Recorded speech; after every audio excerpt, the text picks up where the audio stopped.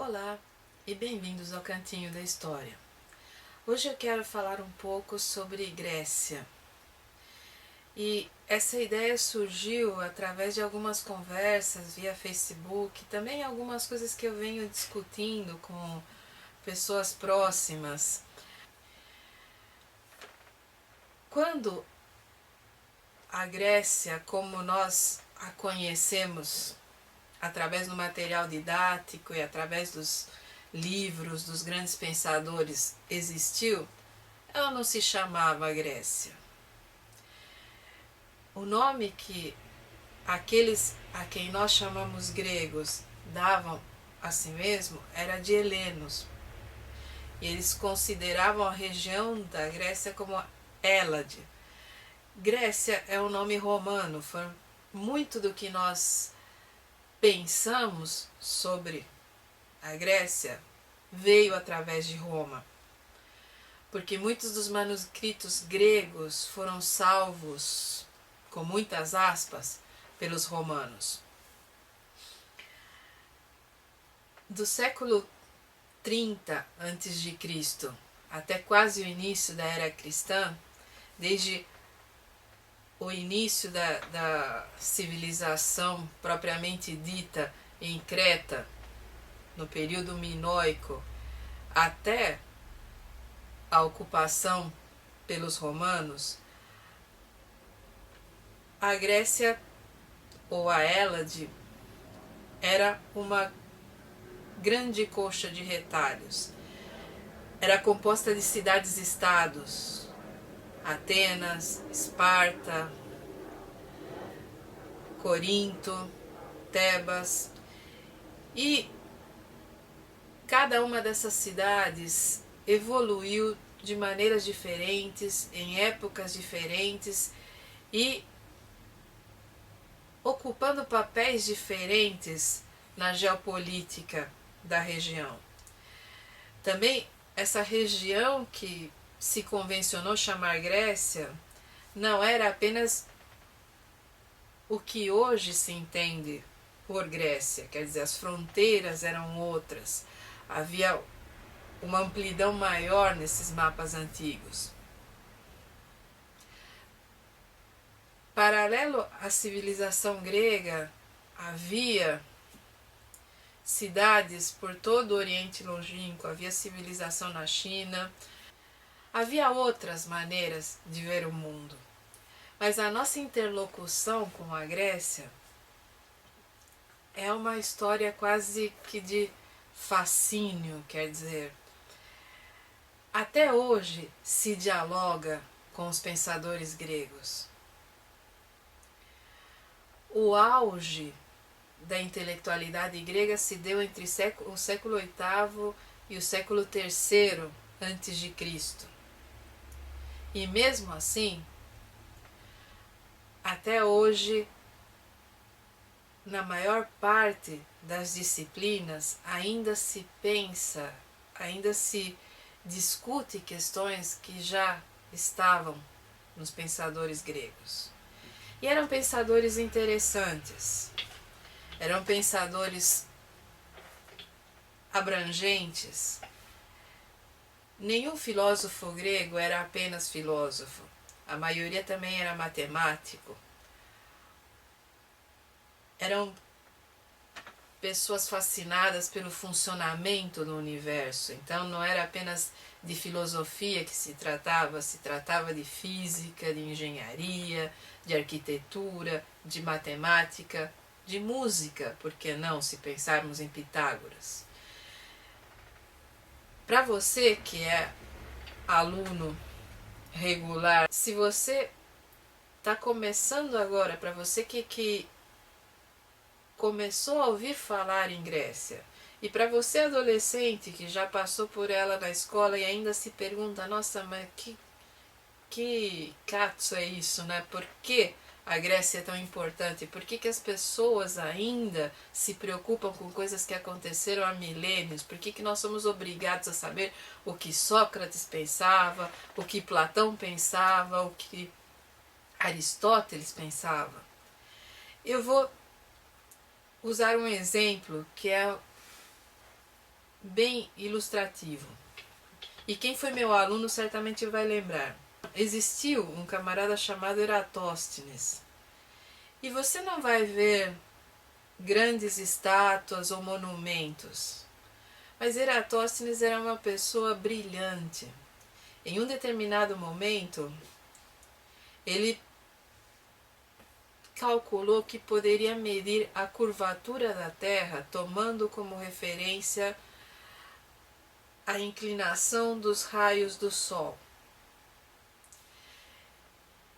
Ele pagou a um camarada para andar por uma certa extensão entre duas cidades e contar os passos entre os dois marcos que foram fixados. Ele sabia, ao calcular esses passos entre um ponto e outro, como os raios do Sol incidiam nessa distância. E por causa dessa curvatura e do ângulo dos raios do Sol, ele conseguiu calcular a circunferência todinha do planeta e errou por poucos metros. Sem calculadora científica, sem computador, sem simuladores, sem equações mirabolantes. Com 2 marcos de madeira entre duas cidades e alguém para calcular a distância em passos, e o cérebro, Eratóstenes calculou a circunferência do planeta inteiro. E isso, a primeira vez que eu vi essa história foi através do Carl Sagan, no episódio da série Cosmos. E eu fiquei totalmente fascinada, porque eu pensei, eu aprendi na escola que durante a Idade Média as pessoas acreditavam que a Terra era plana, que levou muito tempo para que a Europa se convencesse que a Terra era redonda.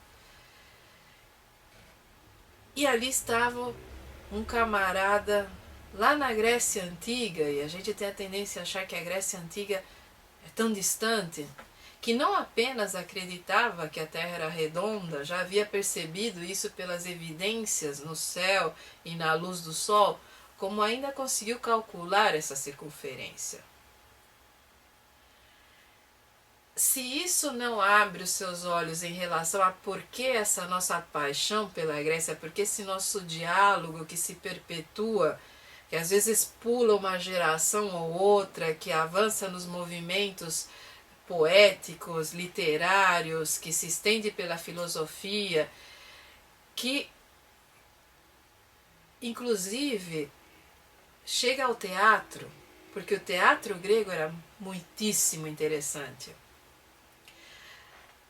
Sófocles, que foi um dos grandes dramaturgos gregos, conseguiu criar uma série de arquétipos do comportamento humano que forneceram a Sigmund Freud, o criador da psicanálise, um excelente material para analisar as nossas paixões, as nossas pulsões, o modo como nós fruímos a vida, como nós aproveitamos a vida. E o que é interessante é que, por mais que se corra o risco de cometer anacronismos, nós conseguimos dialogar com os pensadores gregos, porque muitas das preocupações desses pensadores ainda são atuais. Então, é fácil compreender por que a Europa situa o berço da civilização ocidental, o berço do pensamento, o nascimento das ideias na Grécia. Não apenas porque se tornou difícil para a Europa dialogar com os países do Oriente por questões religiosas e por questões políticas, mas principalmente porque o material que nós temos até hoje sobre a Grécia continua fascinante. Sócrates, que disse: tudo que eu sei é que nada sei. Alguns filósofos atuais acreditam que isso é de um niilismo atroz, que se nós não temos certeza de nada, então para que saber? Eu não diria isso. Eu consideraria que Sócrates abordou as limitações da nossa capacidade de ter certezas. Desconfie das pessoas que têm certezas, as pessoas que acreditam que tem resposta para tudo, das pessoas que acreditam que a ciência prova isso ou aquilo além de qualquer dúvida, ou que a religião prova isso além de qualquer dúvida, ou que a história provou alguma coisa. Se há alguma coisa que a gente descobriu de fato em todos esses anos de civilização, é que não se pode ter certezas absolutas. O tempo muda a perspectiva. O saber é uma coisa viva, é uma coisa em movimento. Está sempre sendo construído e sendo reavaliado nos seus próprios termos. Então, eu acredito que quando Sócrates dizia eu sei que nada sei, ele queria que nós pensássemos que por mais que se tenha certeza, a dúvida é saudável. A dúvida é a construção de paradigmas de pensamento. Quem tem certezas não precisa pensar. Quem acredita saber da verdade não precisa estudar. Quem tem a resposta para tudo não tem a resposta para nada. Porque as perguntas variam. As perguntas ficam mais complexas à medida que envelhecemos. Se você tem 11 anos, as suas perguntas têm um perfil. Se você tem 30, o dia em que você tiver 30, elas terão outro. Se você é adolescente, e nesse ponto eu diria se você tem de 15 a 19 anos, que hoje é quase que o equivalente ao que era a adolescência na minha época, as suas perguntas vão se transformando dia a dia, porque você está numa fase da vida em que a transformação é constante. Então, como ter certezas? Como ter verdades inabaláveis?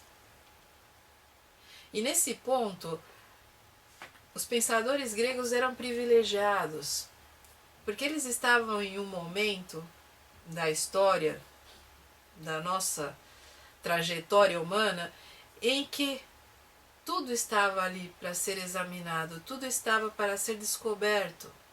Bastava olhar para o céu e nomear constelações, descrever órbitas. Muito do que se estabeleceu a partir do pensamento grego não havia sido pensado antes, não havia sido discutido. E nesse ponto não é só filosofia, é política, é física, é medicina também. Os gregos tiveram esse privilégio de lançar as bases do pensamento no Ocidente. E ao mesmo tempo de deixar questões para nós. Quer dizer, quando se fala em democracia ateniense, não se deve esquecer que era uma democracia apenas para cidadãos e cidadãos homens. As mulheres não tinham parte nessa sociedade, os escravos também não e os estrangeiros também não. Então a ideia de democracia era a democracia entre iguais. Quando se fala do amor grego, e muitas pessoas têm a leviandade de comparar com a homossexualidade como a gente conhece hoje, e não é nada desse nível, quer dizer, isso é um anacronismo. O amor grego significa o amor entre iguais. E nesse ponto, é um amor misógino, porque é um amor que acredita que a mulher não é igual ao homem, que a mulher é inferior, então um homem só pode amar outro homem. São questões que suscitam, que nos trazem questionamentos até hoje, que nos trazem a oportunidade de discutir e de descobrir muito sobre nós mesmos. Quer dizer, o que eu acho fascinante na Grécia é que, ao retomar o pensamento grego, ele se transforma em uma ferramenta de questionamento da nossa própria sociedade. Se passaram 3.000 anos, 2.500 anos, e o que nós aprendemos? O que nós evoluímos? Por que muitas dessas questões continuam tão atuais? Por que ao olhar para uma peça como Édipo Rei, nós ainda nos sentimos tão perturbados? Por que ao ler os trabalhos de Freud sobre o mito de Édipo, nós ainda nos sentimos mais perturbados ainda? Se é que vocês me perdoam a redundância, mas eu faço questão de ser redundante, porque a nossa perturbação vem do fato de que os gregos tinham uma liberdade de pensamento muito maior que a nossa. Nós estamos soterrados em 2.000 anos de cristianismo, então muitas das questões básicas do ser humano sobre por que a volúpia da violência, por que os sentimentos desencontrados no seio da família, por que os amores, os ódios, os nossos pecados, como foram denominados pelo cristianismo, por que eles são tão fascinantes e por que nos atingem tanto? Os gregos discutiam isso com uma facilidade maior, com uma liberdade maior, porque a sua mitologia, a sua religião era muito mais livre que a nossa. As suas ideias sobre como o ser humano deveria ser eram mais simples. A ideia do bem e do mal convivia num equilíbrio muito maior do que para nós herdeiros do pensamento judaico-cristão. Por que eu estou fazendo essa digressão? Nos últimos vídeos eu tenho abordado, e isso vem desde o vídeo do paradigma indiciário, a nossa incapacidade para a interculturalidade. Por que nós tendemos ao etnocentrismo? Por que a nossa visão do mundo é eurocêntrica? Por que a nossa educação é herdeira dessa tradição judaico-cristã que nobilita a Grécia, mas ao mesmo tempo não nos permite aprender nada de útil sobre a Grécia? Quer dizer, nós aprendemos cronologias na escola, nós discutimos o teorema de Pitágoras, nós trabalhamos com a questão do Arquimedes e do volume de água. A nossa visão da Grécia é pontual. Nós estudamos a Guerra do Peloponeso, às vezes surge uma graphic novel como 300, do Frank Miller, que vira filme e as pessoas passam a achar que sabem tudo sobre a Batalha das Termópilas, sem jamais ter lido Heródoto. Então a nossa visão da Grécia é uma visão de segunda mão, é uma visão que nos chegou através dos romanos e através dos pensadores medievais que dialogaram com os filósofos gregos. Esses pensadores medievais eram ligados à Igreja Católica. Então a nossa visão é uma visão construída. Há muito mais para se explorar sobre a Grécia do que nós aprendemos na escola. Há muito mais para se pensar e se dialogar do que nós percebemos nas... como é que eu posso me referir? Nas nossas limitações ideológicas. Eu gostaria, e nesse ponto, tenha você a idade que tiver, eu recomendo que você comece pesquisando exatamente Sófocles, que leia o Édipo Rei. O Édipo Rei é um ponto de partida para descortinar esse mistério todo da Grécia.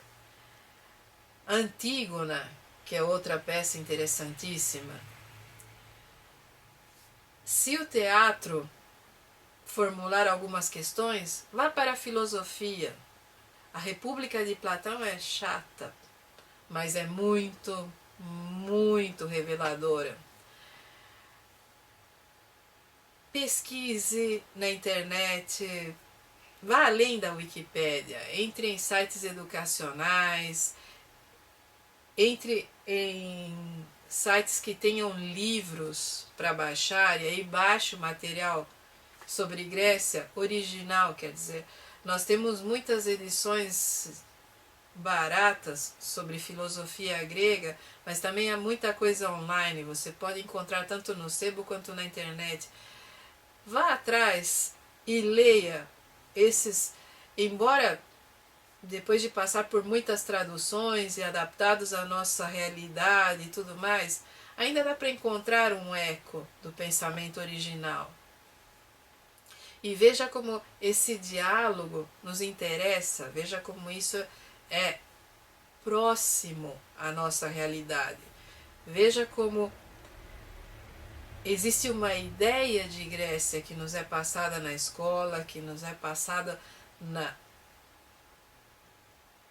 na mídia também, e existe o pensamento grego. E o pensamento grego é o surgimento das ideias no Ocidente. Pense nisso, em algum momento as ideias surgiram.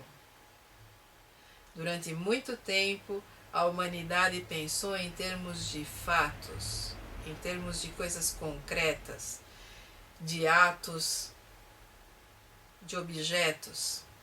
Mas houve um momento em que alguém pegou o objeto e definiu o objeto, e aí surgiu a primeira ideia.